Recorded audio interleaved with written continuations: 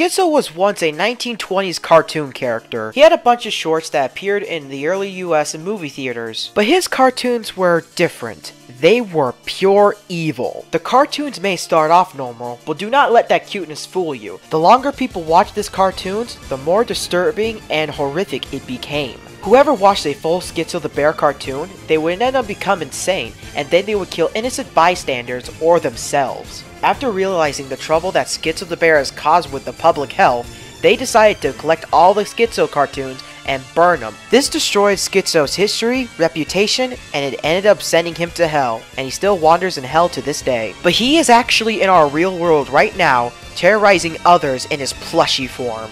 And he will haunt you forever and ever until you kill yourself. Now, Skitzo is one tough motherfucker. He can literally manipulate anything around him. He can manipulate fire, water, plants, technology, anything that you can imagine, he can manipulate it. And it's all thanks to one thing known as Toon Force. Take an example like Bugs Bunny and Mickey Mouse and Felix the Cat. They can all manipulate their bodies with metamorphosis. And they can even manipulate anything around them just by doing whatever the hell they want. But it's nothing compared to Skitzo's Toon Force, which just blows them out of the water. His most notable attacks from his Toon Force is Skull Bat summoning, Fire summoning, Pubes attacks, Tentacles, Knife summoning, and he can turn anything into a knife. But that is nothing like his most strongest moves, like teleportation by turning himself into ink, and he can literally turn his own hair into a knife. But that is nothing compared to his red eyes. His red eyes is what scares people the most, and is what turns him into